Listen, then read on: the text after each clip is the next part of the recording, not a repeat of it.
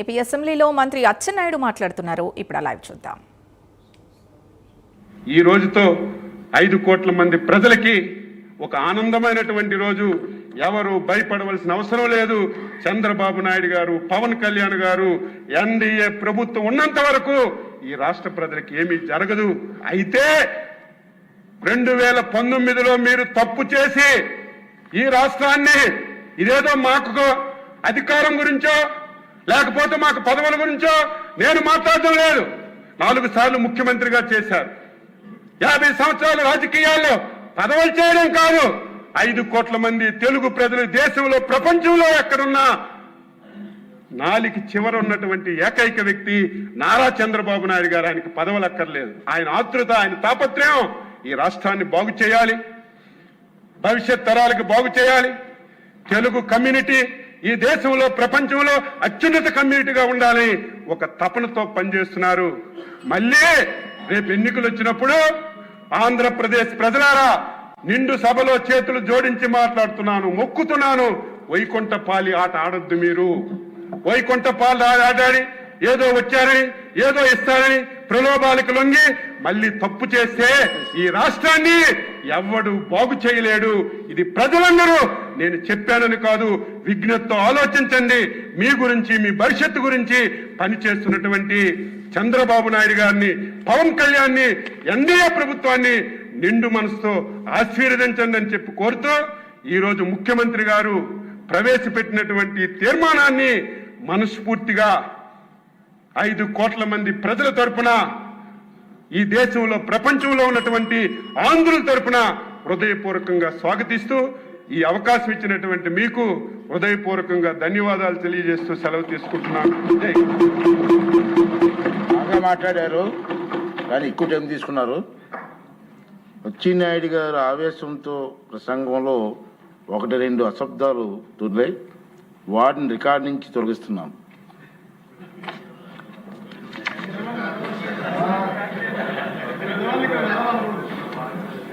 Next Manohar గారు. ధన్యవాదాలు అధ్యక్ష. ఈరోజు మనందరం కూడా ఒక ప్రత్యేక పరిస్థితిలో సమావేశం అయ్యాయి అధ్యక్ష. రాష్ట్రానికి శాశ్వత రాజధాని అమరావతి అనే తీర్మానం, చట్టబద్ధత కల్పించాల్సిన అవసరం, దాని గురించి గౌరవ ముఖ్యమంత్రి గారు ప్రవేశపెట్టిన తీర్మానం, ఇది కేవలం ఒక సాంకేతిక అస్పష్టత తొలిగిపోతుందని అనుకోవడం పొరపాటు అధ్యక్ష. ఎందుకంటే ఇక్కడ ఉన్న గౌరవ శాసనసభ్యులందరూ కూడా, రాష్ట్ర ప్రజలు కూడా గుర్తించాల్సిన ఒక బాధ్యత, మన భవిష్యత్తు గురించి కూడా ఆలోచించుకోవాల్సిన సందర్భం అధ్యక్ష ఇది. ఎందుకంటే ఒక శాశ్వత రాజధాని అమరావతి అనే నిదానంతో ఆ రోజున భూసేకరణ చేసినప్పుడు 29 గ్రామాల రైతులు 34,000 ఎకరాలు ఏ విధంగా వాళ్ళు త్యాగం చేశారో, ఏ విధంగా గౌరవ ముఖ్యమంత్రి చంద్రబాబు నాయుడు గారిని నమ్మారో మనందరం కూడా చూసాం అధ్యక్ష. అంటే ఒక రాజధాని నిర్మాణం ఒక ప్రాంతం కోసమో, ఒక జిల్లా కోసమో, కొంతమంది ప్రజల కోసం కాదు అధ్యక్ష. రాజధాని ఎల్లప్పుడూ కూడా ప్రజా రాజధాని అధ్యక్ష. ఆ రోజున వైఎస్ఆర్సీపీ ప్రభుత్వం ఏర్పడిన తర్వాత కక్షతోటి రైతులపైన ప్రత్యేకంగా వాళ్ళు ఎటువంటి ఇబ్బందులు పెట్టారో, ఏ విధంగా ఈ ప్రాంతానికి నష్టం కలిగించాలని వాళ్ళు చేసిన కుట్రని ఆ రోజున జనసేన పార్టీ పవన్ కళ్యాణ్ గారి నాయకత్వంలో బలంగా మేము ఎదిరించాం అధ్యక్ష. ఆ సందర్భంలో ఏదైతే రైతులకి కౌలు ఇవ్వాలని ఆ రోజు చట్టం తీసుకొచ్చారో చంద్రబాబు నాయుడు గారు, కనీసం కౌలు ఇవ్వలేని పరిస్థితిలో ఆ ప్రభుత్వం కావాలని ఇబ్బంది పెడుతుంటే పవన్ కళ్యాణ్ గారు ఆ రోజున పాదయాత్రలో అనేక గ్రామాలు పర్యటించడానికి అమరావతి ప్రాంతంలో ముందుకెళ్తే, ఆ ప్రాంతానికి సందర్శించకుండా వాళ్ళు పెట్టిన ఆటంకాలు, అడ్డంకులు, వీటన్నిటిని కూడా మనం గుర్తు చేసుకోవాలి అధ్యక్ష. ముళ్ళ కంచెలేశారు, పోలీసులు ఆఫీస్ దగ్గర నుంచి అడ్డుకున్నారు. కేవలం రైతుల్ని పరామర్శించడానికి వెళ్ళాలన్న సందర్భంలో కూడా కావాలని ఆ రోజున పవన్ కళ్యాణ్ గారిని, జనసేన పార్టీలో ఉన్న నాయకులందరినీ కూడా ఇబ్బంది పెట్టారు అధ్యక్ష.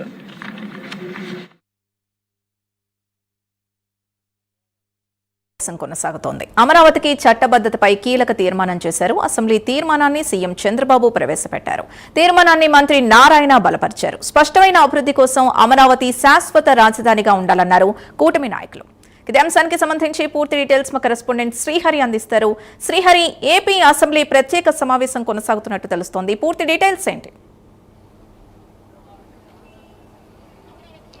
రైట్ శ్రీదేవి, నేడు ఏదైతే ఏపీ అమరావతి శాశ్వత రాజధానిగా తీర్చిదిద్దేందుకు, ఏదైతే అమరావతిని శాశ్వత రాజధానిగా నిర్మాణం చేపట్టేందుకైతే ఇప్పటికే ఒక చారిత్రాత్మక ఏదైతే తీర్మానం ఉందో ఆ తీర్మానాన్ని సీఎం చంద్రబాబు అయితే ప్రవేశపెట్టారు. అయితే దీంట్లో ప్రధానంగా అమరావతి రాజధాని పేరుతో గత ప్రభుత్వం 3 ముక్కల ఆటలు ఏదైతే ఆడిందో దీనికి సంబంధించి ఇప్పటికే రాష్ట్రం ఏదైతే ఉందో గత 10 సంవత్సరాలు వెనకపోయిందని చెప్పని కూడా ఆర్థికంగా వెనకబడిపోయామని చెప్పని ఇప్పటికే మంత్రులు అందరూ కూడా శాసనసభలో అయితే చర్చిస్తున్న పరిస్థితి కనబడుతుంది. అయితే ఏదేమైనప్పటికీ అమరావతి రాజధాని శాశ్వత రాజధానిగా నేడు అసెంబ్లీలో అయితే తీర్మానం చేసి దీన్ని కేంద్రానికి అసెంబ్లీ ఆమోదించిన తర్వాత కేంద్రానికి పంపించాలని చెప్పని రాష్ట్ర ప్రభుత్వం నిర్ణయించింది. ఈ నేపథ్యంలోనే నేడు అసెంబ్లీ సమావేశంలో అందరూ ఏకగ్రీవ తీర్మానాన్ని అయితే ఆమోదించిన తర్వాత దీనిని కేంద్రానికి పంపించిన తర్వాత ఏదైతే అమరావతి రాజధాని ఏదైతే ఆంధ్రప్రదేశ్కి రాజధాని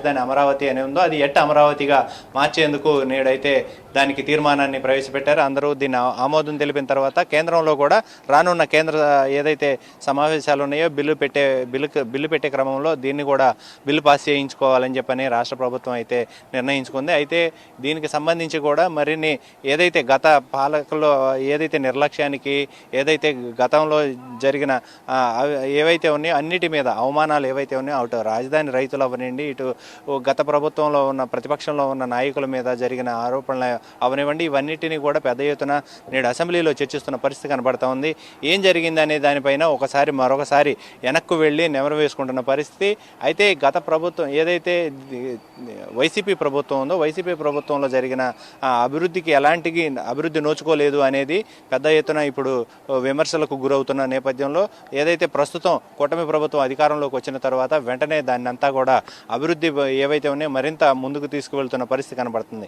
అయితే ఇవన్నీ కూడా జరగాలి అని అంటే శాశ్వత రాజధాని అమరావతిగా గెజెట్లో నోటిఫికేషన్లో పేర్కొంటే కనుక మరిన్ని రాష్ట్రానికి రావాల్సిన నిధులు కానీ రాష్ట్రానికి రావాల్సిన ప్రయోజనాలు కానీ ఇవన్నీ కూడా మరొక ప్రభుత్వం వచ్చినా కూడా 3 ముక్కల ఆటలు ఆడేందుకు వీలు లేకుండా గట్టి నిర్ణయం తీసుకోవాలని చెప్పని నిశ్చయించింది. అయితే ఈ నేపథ్యంలోనే రాష్ట్ర ప్రభుత్వం ఈ నేడు అసెంబ్లీ సమావేశంలో కీలకంగా శాశ్వత రాజధానికి సంబంధించిన ఏదైతే తీర్మానం ఉందో తీర్మానాన్ని అయితే ప్రవేశపెట్టారు. అయితే గత ప్రభుత్వంలో జరిగిన ఏవైతే ఉన్నాయో అవన్నీ కూడా మరొకసారి నెమరు వేసుకుంటూ మంత్రులు, ఎమ్మెల్యేలు అదేవిధంగా మొత్తం మీదుగా 26 మంది దీనిపైన చర్చించాలని చెప్పని నిర్ణయించారు. దీంతోపాటు చివరిగా ఉప ముఖ్యమంత్రి పవన్ కళ్యాణ్తో పాటు సీఎం చంద్రబాబు అదేవిధంగా మంత్రి నారా లోకేష్ దీనిపైన కూడా చర్చించి అసలు గత 5 ఏళ్లలో జరిగిన విధ్వంసం ఏంటి అనే దానిపైన కూడా మరొకసారి రాష్ట్ర ప్రజలందరికీ కూడా వివరించే ప్రయత్నం అయితే చేయబోతుంది నేడు అసెంబ్లీ.